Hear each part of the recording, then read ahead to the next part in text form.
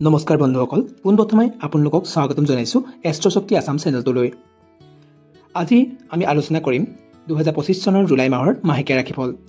12টা ৰাশিৰ জাতক জাতিকাৰ বাবে এই মাহটো কৰ্মক্ষেত্ৰত, প্ৰেমৰ ক্ষেত্ৰত, পৰিয়াল, স্বাস্থ্য আৰু আৰ্থিক দিশত কেনে হ'ব সকলো ভালদৰে জানিব পাৰিব।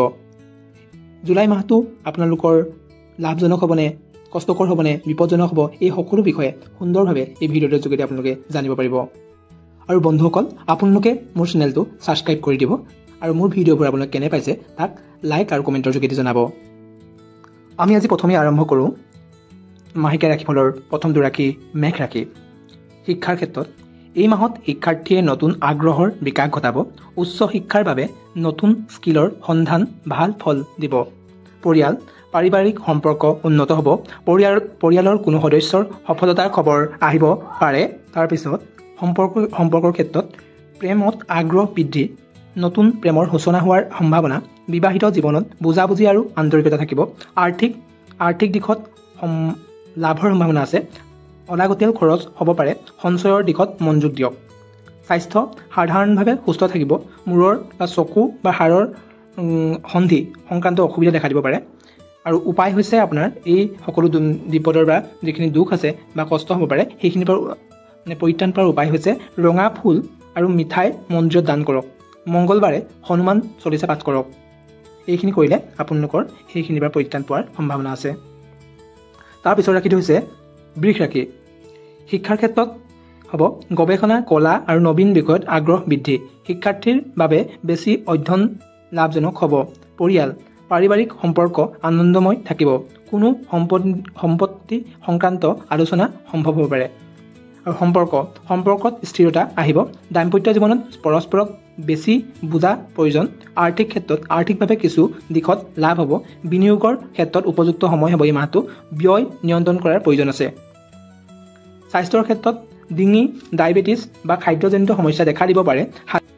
এই মাহটোৰ যি বাধা বিঘিনি আছে তাৰ পৰা পৰিত্ৰাণ পোৱাৰ উপায় হৈছে বিশুদ্ধ গাখীৰে মহাদেৱক শিৱলিংগত দিয়ক আৰু শুক্ৰবাৰে ভগৱান বিষ্ণুৰ নাম স্মৰণ কৰক। মিথুন ৰাশিৰ শিক্ষাৰ ক্ষেত্ৰত হ'ব নতুন কোৰ্চ বা বিষয়ত সফলতা লাভ কৰিব। লেখক, সাংবাদিক আৰু ব্লগাৰসকলৰ বাবে এই মাহটো উদ্যমজনক হ'ব। পৰিয়াল, ঘৰৰ নতুন সিদ্ধান্ত বা পৰিকল্পনা লোৱা হ'ব পাৰে এই মাহটোত। ভাই ভনীৰ সহায় পোৱা যাব, মিলাপ্ৰীতি থাকিব। সম্পৰ্কত উন্মুক্ততা জৰি প্ৰেমিক প্ৰেমিকাৰ মাজত কথোপকথন বৃদ্ধি কৰক এই মাহটোত। আৰ্থিকৰ ক্ষেত্ৰত আয় বৃদ্ধি হ'ব আৰু ব্যৱসায়ত লাভ সম্ভৱ হ'ব। খৰচৰ দিশত সচেতন হোৱাৰ প্ৰয়োজন হ'ব। স্বাস্থ্যৰ ক্ষেত্ৰত মানসিক চাপৰ সমস্যা দেখা দিব পাৰে। হাঁহি আৰু বিশ্ৰামৰ আৱশ্যক হ'ব। উপায় হ'ব আপোনাৰ এই মাহটোৰ যিখিনি বাধা বিঘিনি আছে তাৰ পৰা পৰিত্ৰাণ পোৱাৰ উপায় হ'ব বুধবাৰে তুলসীৰ গছৰ তলত পানী ঢালক আৰু ওম বুদ্ধাই নমো নমঃ জপ কৰক। কৰ্কট ৰাশি।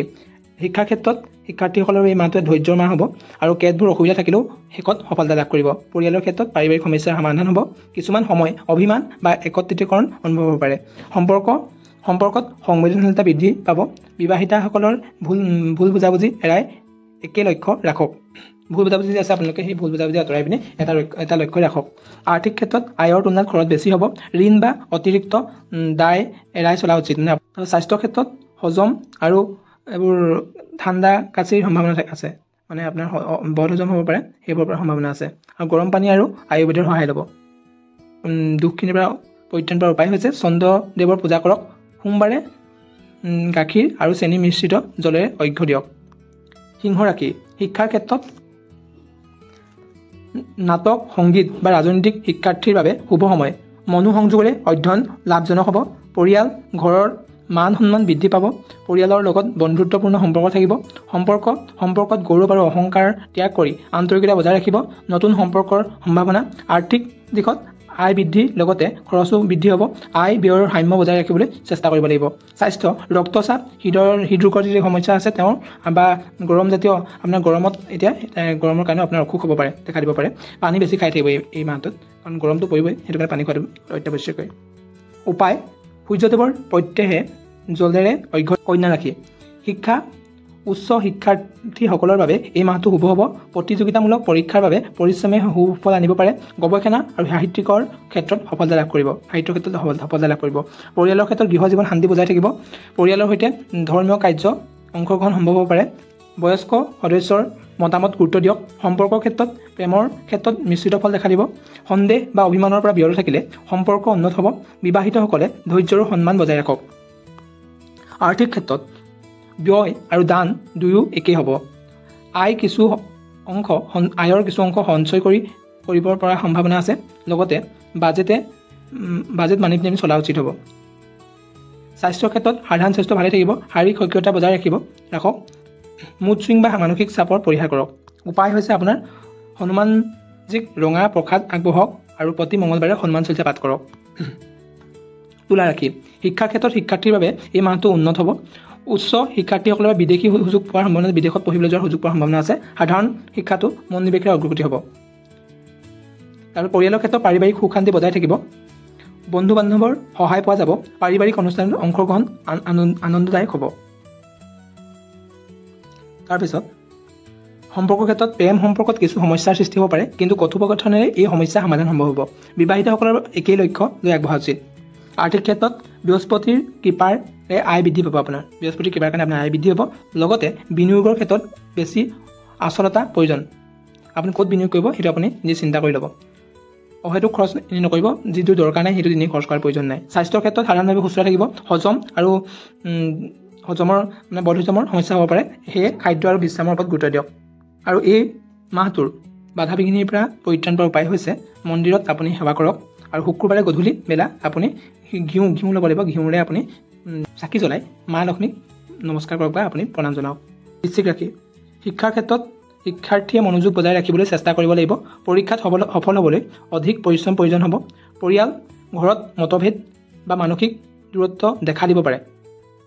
পৰিয়ালৰ সমস্যাৰ সৈতে সময় কটাওক পৰিয়ালৰ সদস্যৰ সৈতে সময় কটাওক আৰু সহানুভূতি দেখুৱাওক। সম্পৰ্কৰ ক্ষেত্ৰত প্ৰেম জীৱনত টনাটনিৰ সম্ভাৱনা। সন্দেহ, দোষাৰোপ বা অহংকাৰৰ পৰা আঁতৰি থাকিব লাগিব। বিবাহিতসকলেও ধৈৰ্য ধৰিব লাগিব। যিখিনি বিবাহিত হয় তেওঁলোকেও ধৈৰ্য ধৰিব লাগিব। আৰ্থিক ক্ষেত্ৰত বিনিয়োগৰ ক্ষেত্ৰত সচেতন থাকিব। অহেতুক খৰচ বা অপ্ৰয়োজনীয় খৰচ আৰু লেনদেনৰ পৰিহাৰ কৰক। উপাৰ্জনৰ তুলনাত খৰচ বেছি হ'ব পাৰে দেই আপোনাৰ। স্বাস্থ্যৰ ক্ষেত্ৰত উচ্চ ৰক্তচাপ, টেনচন আৰু হৃদ ৰোগৰ অসুখত ভুগিব পাৰে। নিয়মিত ব্যায়াম আৰু বিশ্ৰামৰ প্ৰয়োজন আছে। আৰু এই মাহটোৰ আপোনাৰ যিবোৰ অপায় মংগল আছে তাৰ পৰা পৰিত্ৰাণ পোৱাৰ উপায় হৈছে প্ৰতি দেওবাৰে সূৰ্যদেৱলৈ জলৰ অৰ্ঘ্য দিয়ক আৰু আদিত্য হৃদয় তুষ্টক পাঠ কৰক। ধনু ৰাশি শিক্ষাৰ ক্ষেত্ৰত শিক্ষাৰ্থীৰ বাবে শুভ সময়। নতুন বিষয় বা অনলাইন কোৰ্চ লাভ হ'ব আপোনাৰ। বিদেশী শিক্ষা ক্ষেত্ৰত সম্ভাৱনা বৃদ্ধি পায়। ঘৰৰ পৰা আঁতৰি থকা ব্যক্তিয়ে পৰিয়ালক মিছ কৰিব। পৰিয়ালৰ সৈতে সম্পৰ্ক বজাই ৰাখক আৰু অভিভাৱকৰ আশীৰ্বাদ লাভ কৰিব। তেতিয়া সম্পৰ্কত গভীৰতা বৃদ্ধি পায়। যদিও সময়ৰ অভাৱে আপোনাৰ জীৱনলৈ সমস্যা আনিব পাৰে, আপোনাৰ কিন্তু সম্পৰ্কৰ গভীৰতা বৃদ্ধি হ'ব। প্ৰেমিকাৰ সময় দিয়ক। প্ৰেমিকাক সময় দিয়ক। আৰ্থিক ক্ষেত্ৰত লোন পাবলৈ সুবিধাজনক সময়। আপুনি যদি লোন বিচাৰি আছে তেতিয়াহ'লে এই মাহটোত আপোনাৰ সুবিধাজনক সময় হ'ব। নতুন আয়ৰ উৎস উন্মোচিত হ'ব। ব্যয়টো আপুনি নিয়ন্ত্ৰণ কৰক খালি। স্বাস্থ্য উচ্চ কলেষ্ট্ৰৰেল যদি আপোনাৰ সমস্যা আছে আৰু খাদ্যজনিত সমস্যা হ'ব পাৰে। আয়ুৰ্বেদ বা যোগৰ সহায় ল'ব পাৰে। আৰু আপোনাৰ এই দুখৰ পৰা আপোনাৰ পৰিত্ৰাণ পোৱাৰ উপায় হৈছে এই মাহটোৰ মা দুৰ্গাৰ পূজা কৰক আৰু কন্যাসকলক মিঠাই আৰু আপোনাৰ যদি গাখীৰ আছে গাখীৰ দান কৰক। মকৰ ৰাশিৰ ক্ষেত্ৰত শিক্ষাৰ ক্ষেত্ৰত মকৰ ৰাশিৰ কলা, সাহিত্য আৰু সামাজিক বিজ্ঞানৰ শিক্ষাৰ্থীৰ বাবে লাভজনক সময়। প্ৰতিযোগিতাৰ ক্ষেত্ৰতো সফলতাৰ সম্ভাৱনা। পৰিয়াল ঘৰলৈ অতিথি আহিব পাৰে, যাৰ ফলত আনন্দৰ পৰিৱেশ সৃষ্টি হ'ব পাৰে। পৰিয়ালৰ সৰু সদস্যৰ খবৰ খাতি লওক আপোনালোকে। সম্পৰ্কত স্থিৰতা আহিব। যদিও সৰু ভুল বুজাবুজিৰ সম্ভাৱনা আছে। বিবাহিতসকলে মানসিক সংযোগ উন্নত কৰিব লাগিব। আৰ্থিক ক্ষেত্ৰত উপাৰ্জন স্থিৰ থাকিব। কিছু ধন অপ্ৰত্যাশিতভাৱে আহিব পাৰে। লগতে সঞ্চয়ত গুৰুত্ব দিয়ক। স্বাস্থ্যৰ ক্ষেত্ৰত পেটৰ সমস্যা, গেছৰ সমস্যা এইবোৰ হ'ব পাৰে। তাৰ পৰা স্বাস্থ্যবিধি মানি চলক।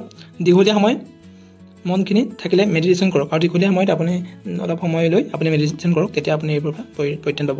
উপায় হ'ল আপোনাৰ এই মাহটোৰ এই বাধা বিঘিনিৰ পৰিত্ৰাণ পোৱাৰ উপায় হৈছে চাউল, গুড় আৰু বুট দাইল মন্দিৰ বা অভাৱী লোকক দান কৰক।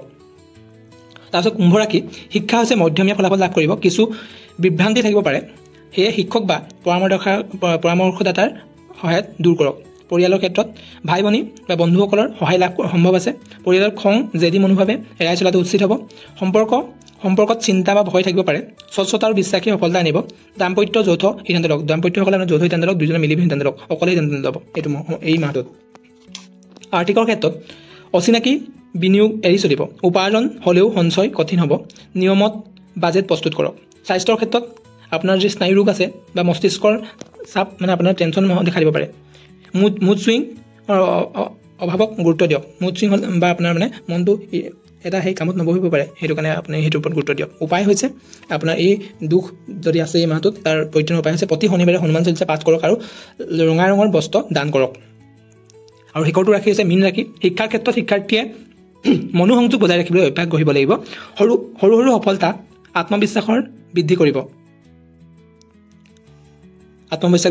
কৰিব তাৰপৰা পৰিয়ালৰ ক্ষেত্ৰত হ'ব পাৰিবাৰিক শান্তি বজাই থাকিব বাৰু আৰু কিন্তু আত্মীয় সৈতে সংযোগ বজাই ৰখাটো জৰুৰী হ'ব অভিভাৱকৰ উপদেশ মানি চলিব লাগিব সম্পৰ্কত সন্দেহ বা মনোমালিন্যৰ সম্ভাৱনা আছে বিশ্বাস বজাই ৰাখক বিবাহিতসকলে সময় দিয়াৰ জৰুৰী হ'ব বিবাহিত যিসকল ব্যক্তি তেওঁলোকে ইজনে সিজনক সময় দিয়াৰ প্ৰয়োজনীয়তা আছে এই মাহটোত আৰ্থিক সময় সঞ্চয়ৰ দিশত শুভ সময় আয় কম হ'লেও খৰচ নিয়ন্ত্ৰণৰ বাবে পৰিস্থিতি ভাল থাকিব কোনো পুৰণি ধন পুনৰুদ্ধাৰ হ'ব পাৰে যদি কাৰোবাৰ পইচা পাবলৈ আছে এই মাহত পোৱাৰ সম্ভাৱনা আছে স্বাস্থ্য শাৰীৰিক ভালে হ'ব শৰীৰৰ ক্ষেত্ৰত ভালে থাকিব যদিও মানসিক স্থিৰতা বজাই ৰাখিব লাগিব মেডিটেশ্যন আৰু যোগে আপোনাৰ ইয়াৰ উপকাৰ সাধন কৰিব উপায় হৈছে এই মাহটোৰ আপোনাৰ যিবোৰ বাধা বিঘিনি আছে তাৰ পৰা পৰিত্ৰাণ পোৱাৰ উপায় হৈছে বুধবাৰে গাই গৰুক ঘাঁহ খুৱাওক আৰু নমো ভাগৱতী বসুদেৱায়ে নমো নমঃ জপ কৰক এইখিনি কৰিলে আপোনালোকৰ বাধা বিঘিনি পৰিত্ৰাণ পাব আজিৰ মাহেকীয়া ৰাশিফল ইমানেই আছিল আৰু আশা কৰোঁ আপোনালোকে এই মাহটোৰ শুভ হওক সকলোৰে সেই তাকে ভগৱানৰ ওচৰত প্ৰাৰ্থনা কৰিছোঁ আপোনালোকে মোৰ চেনেলটো ছাবস্ক্ৰাইব কৰি দিব বুলি আশা ৰাখিলোঁ আৰু শেষত সকলোকে শুভেচ্ছা জ্ঞাপন কৰি এই মাহটোৰ আজি ভিডিঅ'টো সামৰণি মাৰিলোঁ জয় শ্ৰী ৰাম জয় শ্ৰী ৰাম জয় শ্ৰী ৰাম